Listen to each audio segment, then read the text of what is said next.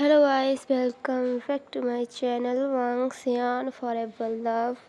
तो आज मैं आप लोगों के लिए मेरी स्टोरी का नेक्स्ट चैप्टर लेकर आई हूँ। एक्चुअली फ्रेंड, जैसा आप लोगों को याद होगा, मैंने अपनी प्रीवियस वीडियो में कहा था कि इसका लास्ट चैप्टर बनेगा, लेकिन ये स्टोरी थोड़ी लॉन्ग हो गई है क्योंकि मुझे स्टोरी लाइन्स एंड की कुछ पसंद नहीं आई थी, मुझे सेटिस्फेक्शन नहीं मिला था उन लाइन से, तो मैंने उसे चेंज कर दिया और जिस वजह से ये स्टोरी थोड़ी लॉन्ग हो गई है। लेकिन आप वो सारी चीज़ों के लिए चिंता मत करें, मैं वो सारी चीज़ें हैंडल कर लूँगी, बस आप लोग इंजॉय करें।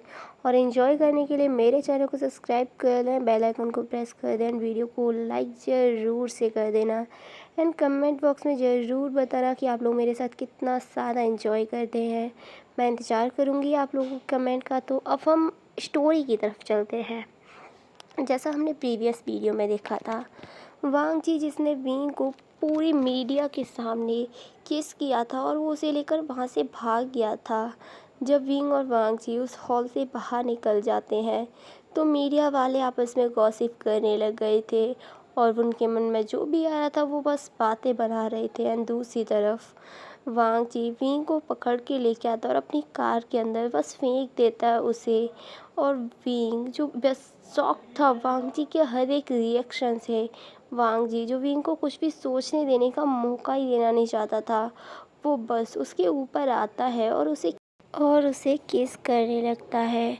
हमारा विंग जो शौक था, लेकिन वो एंजॉय भी बहुत कर रहा था। उसके बाद वो विंग वांग जी को उसकी कमर से पकड़ता है और उसे किस करने देता है। वांग जी जो अब तक विंग की नेक पे सॉफ्ट सॉफ्ट किस कर रहा था, लेकिन अब उसे वाइट कर रहा था क्योंकि उसे गुस्सा आ रहा था। उसके माइंड में विंग का उसे फोर्सफुली उसके घर से निकालने वाला सीन चल रहा था, जिस वजह से उसे बहुत गुस्सा आ रहा था और वो बहुत ज़ोर ज़ोर से वाइट कर रहा था। हमारा विंग जो वांग जी को दूर करता है खुद से और खुद की तरफ देखने के लिए फोर्स करता है। वांग जी जिसकी आंखों में आंसू थे और उसे बहुत गुस्सा आ रहा था, गुस्से की वजह से उसका फेस रेड हो चुका था। जब विंग वांग जी को इस तरह देखता है तो वो उसके फेस को कैरिस करते हुए बोलता है, बेव क्या हुआ है तुम्हें?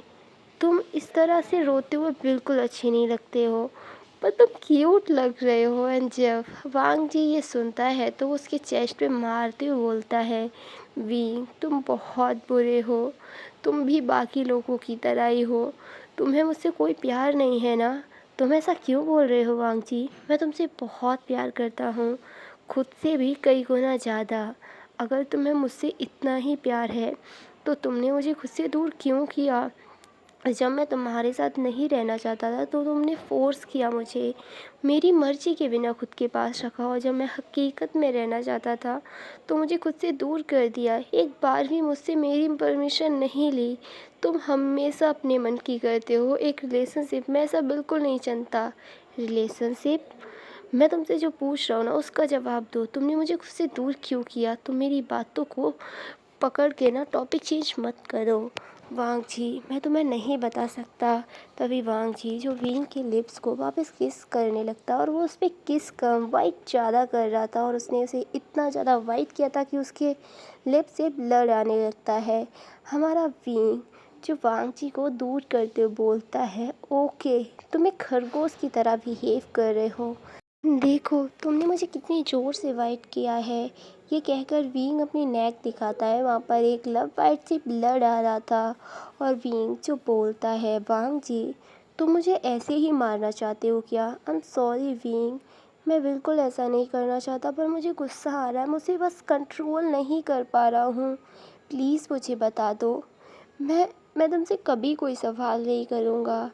वांग जी जो बस इनोसेंटली विंग से बस एक सवाल पूछ रहा था।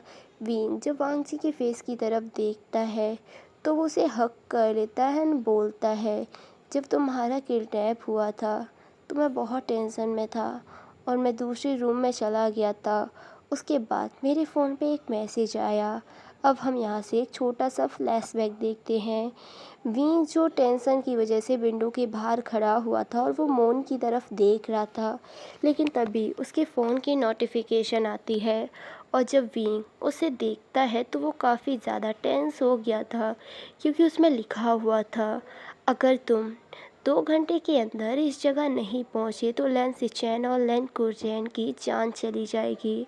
और मुझे नहीं लगता तुम्हारा लवर अपनी फैमिली को मरता हुआ देखकर खुश रहेगा, और तुम्हारे लवर को सैड देखकर तुम खुश नहीं रह पाओगे। अगर उन सब की जान प्यारी है तो मुझसे आकर मिलो।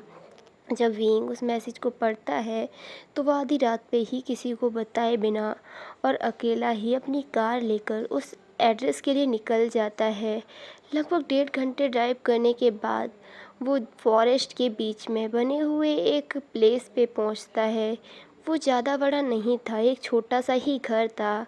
जब विंग वहाँ पहुंचता है तो कुछ गार्ड्स उसके ऊपर गन्स को तान देते हैं, लेकिन विंग कोई रिएक्ट नहीं करता। वो बस इमोशनलेस फेस के साथ उन सब के साथ अंदर जाता है।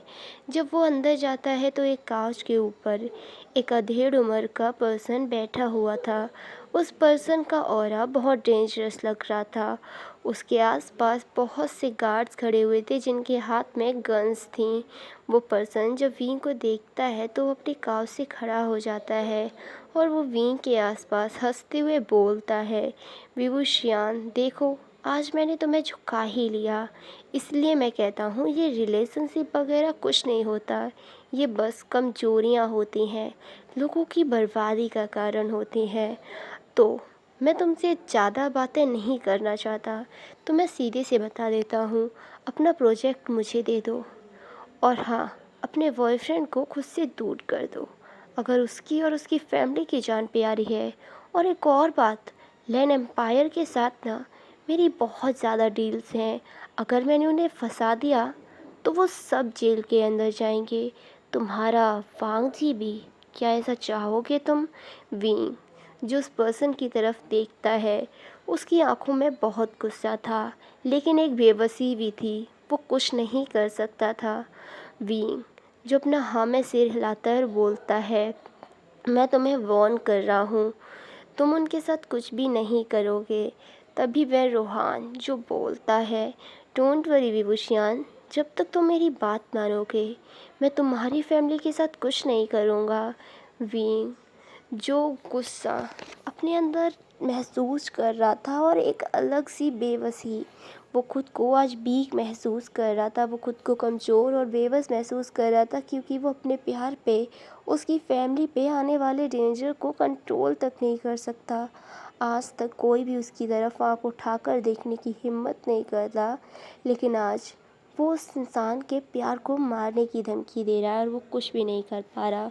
विंग जो अपना हाँ में सिर हिलाता बोलता है, मैं तुमसे वादा करता हूँ वे रूहान, जो तुम कहोगे मैं करूँगा, बस तुम वांग जी या उसकी फैमिली को कुछ नहीं करोगे और ना ही उसके बिजनेस को।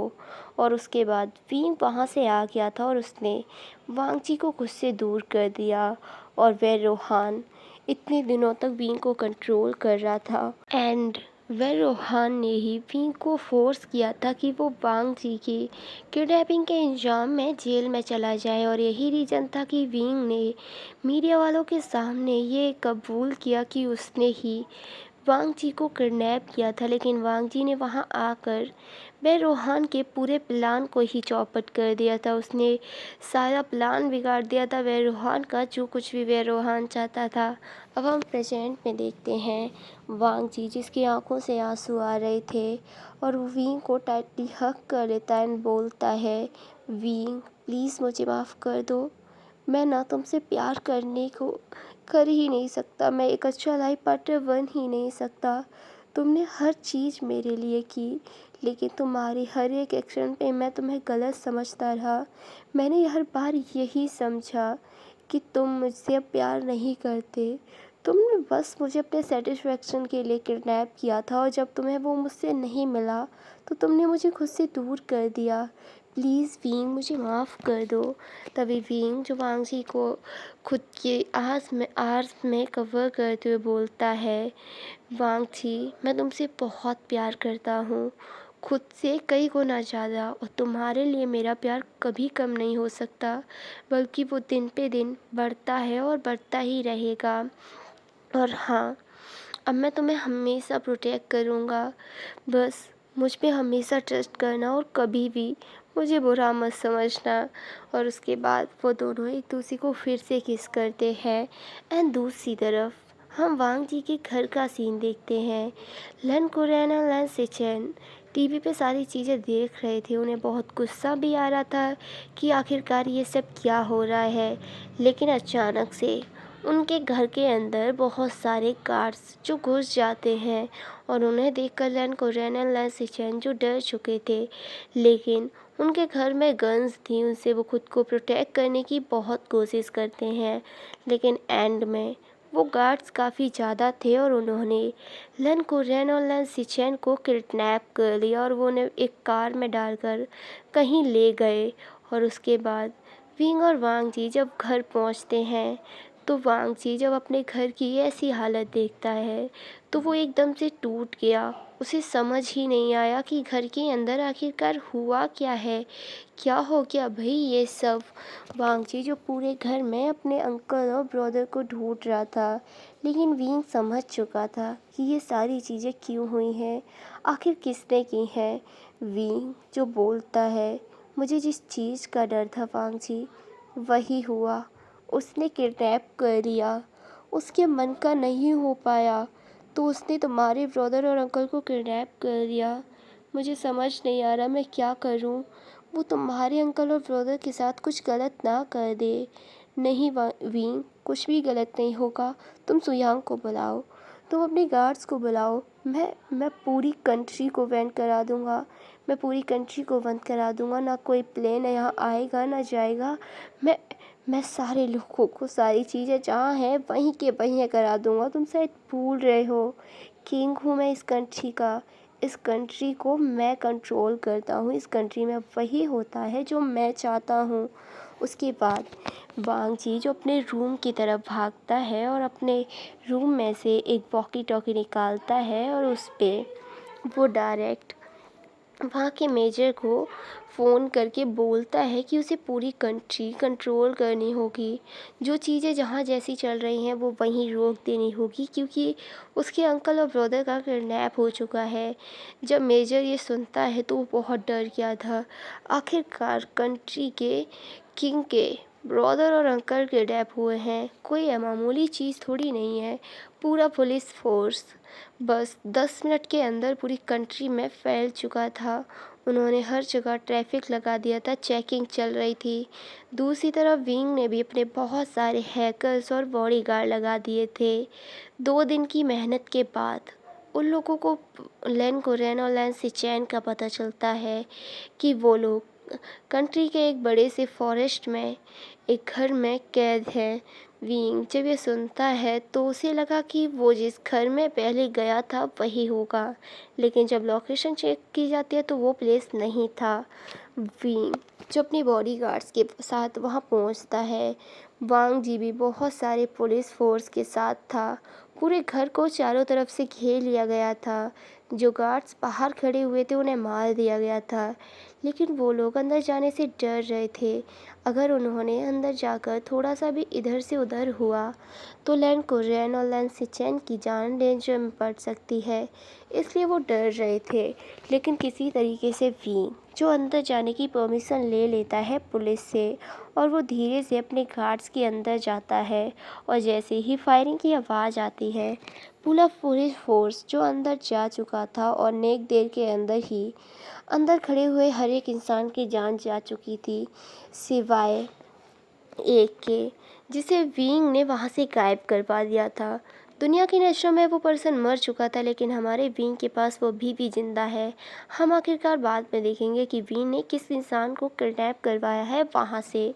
उसके बाद लन कुरैन और लन सिचेन को लाया जाता है। उन्हें हॉस्पिटल में एडमिट करवा दिया गया था। लन सिचेन जो बहुत खुश थे अपने भाई के लिए कि उन्हें उनका प्यार मिल गया। लन कुरैन जो पूरी तरीके से खुश नहीं थे, लेकिन वो ज़्यादा परेशान भी नहीं थे। जिस तरीके से आज विंग ने उसकी फैमिली को प्रोटेक्ट करने के लिए खुद की जान की बाजी लगा दी, तो वो इम्प्रेस तो हो चुके थे विंग से, लेकिन विंग के जो गैर कानूनी धंधा था और काम था उससे वो थोड़े से खुश नहीं थे। वो चाहते थे विंग अपना सारा काम बंद कर दे। विंग जो लन कुरैन के पास जाता है, लन कुरैन जब विंग को देखते हैं तो बोलते हैं, विभूषियान, मुझे तुमसे कोई प्रॉब्लम नहीं है, लेकिन तुम्हारा जो इलीगल वर्क है मुझे उससे प्रॉब्लम है। हमारी फैमिली में आज तक कभी भी कोई इलीगल वर्क नहीं हुआ है, तो तुम्हें ये सब बंद करना होगा अगर तुम वांग जी को अपनी लाइफ में चाहते हो तो। अंकल, मेरा बस एक छोटा सा काम है, उसे कंप्लीट होते ही मैं प्रॉमिस करता हूँ कि मैं पूरी तरीके से अपना काम बंद कर दूँगा और मेरा जो नॉर्मल बिजनेस है, जो लीगल बिजनेस है, मैं उसे ही हैंडल करूँगा।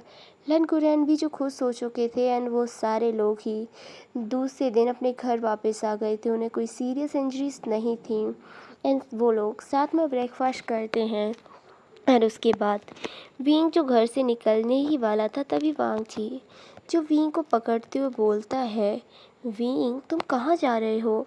एक तो अंकल और ब्रदर की वजह से हम लोगों ने ढंग से बात भी नहीं की है और जब सारी चीज़ें सॉल्व हुई हैं तो तुम कहीं जा रहे हो?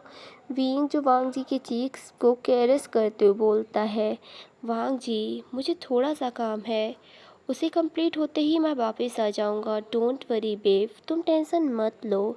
एंड ये कहकर वी जो हमारा घर से निकल चुका था एंड अब हम वी को कार के अंदर देखते हैं। वो कार को काफ़ी तेज़ ड्राइव कर रहा था और वो कहीं जा रहा था।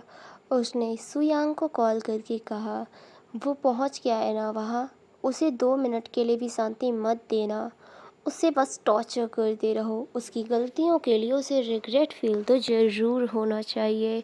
उसके बाद हमारा विंग जो फ़ोन रख देता है और वो थोड़ी देर ड्राइव करने के बाद एक सुनसान जगह पर पहुंचता है और वो अपनी रोड पे ही कार को पार्क करता है और वो अंदर झाड़ियों में चला जाता है। किसी को उम्मीद नहीं थी कि इन झाड़ियों के पार भी कुछ होगा, लेकिन हमारा विंग किसी तरीके से उन झाड़ियों को क्रॉस करके थोड़ा आगे बढ़ता है तो वहाँ पर एक मैंसन बना हुआ था। वो मैंसन काफ़ी ज़्यादा पुराना था, उस पे चारों तरफ जाले बने हुए थे। अगर कोई उसे बाहर से देखेगा ना तो घोस्ट हाउस सोचकर वहाँ से भाग जाएगा। लेकिन हमारा विंग जो उस मैंसन के अंदर जाता है तो वहाँ पर बहुत सारा काम चल रहा था, बहुत सारी ड्रग्स बनाए जा रहे थे और बहुत सारे हथियार भी। जब वो सारे लोग जो वहाँ पर वर्क कर रहे थे उनकी नज़र हमारे विंग पे पड़ती है तो वो सारे अपने अपने वर्क को छोड़कर विंग को वो करते हैं। विंग जो सर की तरफ देखे बिना ही बस उनकी तरफ हाथ करता है और वो सारे लोग वापस से अपना काम करने लग गए थे। और विंग जो वहाँ से एक लाइब्रेरी के अंदर जाता है, वो लाइब्रेरी भी बहुत पुरानी लग रही थी। उसमें जितनी भी बुक्स रखी हुई थी उन पे सब पे मकड़ियों का जाला पड़ चुका था। वहाँ पे रखा हुआ सामान भी आधा तो टूट रहा था। तभी वी जो वहाँ से एक काउच था जो बहुत पुराना था उसे खींचता है तो वहाँ एक डोर था। विंग उस डोर को खोलकर नीचे की तरफ चला जाता है। जब वो नीचे जाता है तो हम एक पर्सन को वहाँ देखते हैं। वो पर्सन जो बहुत बुरी कंडीशन में लग रहा था, उसकी बॉडी पे जगह जगह घाव बने हुए थे जिससे ब्लड निकल रहा था और उसके माउथ में ऐसा लग रहा था किसी ने उसके सारे दांत तोड़ दी हो।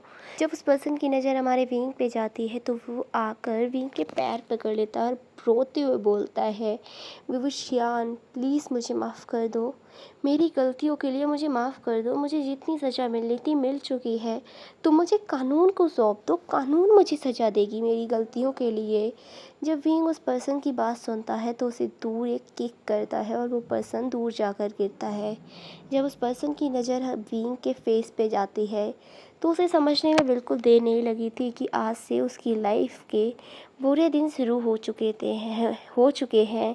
उसके बाद वो पर्सन जो खुद को समेट कर एक कोने में इकट्ठा कर लेता है और वो अपने सर को अपने नीज में देकर कांपने लगता है। तभी विंग जो उस पर्सन के सामने जाकर बैठता है और उसके हेयर्स को पकड़कर खुद की तरफ देखने के लिए फोर्स करता है और उसकी तरफ देखते हुए बोलता है, जो गलतियाँ तुमने की है ना उसकी सज़ा मिलना ज़रूरी है और तुमने गलत मेरे साथ किया है, कानून के साथ नहीं। तो जो मेरे साथ गलत करता है उसे सज़ा मैं ही देता हूँ। तो आज के बाद तुम अपनी लाइफ को इस तरीके से जियोगे कि जीना भी नहीं चाहोगे और मरना भी नहीं चाहोगे, और जब तुम मरना चाहोगे तो मौत भी नहीं मिलेगी। डोंट वरी, तुमने जितना बुरा मेरे साथ किया है उससे कई गुना ज़्यादा बुरा मैं तुम्हारे साथ करूँगा, क्योंकि मैं हर चीज़ ब्याज के साथ वापस करता हूँ। और इसी सीन के साथ ये वाला चैप्टर ख़त्म होता है। तो गाइस ये देखना बहुत इंटरेस्टिंग होगा कि आखिरकार ये पर्सन कौन है। तो ये जानेंगे अगले चैप्टर में। तब तक के लिए बाय बाय, गुड बाय।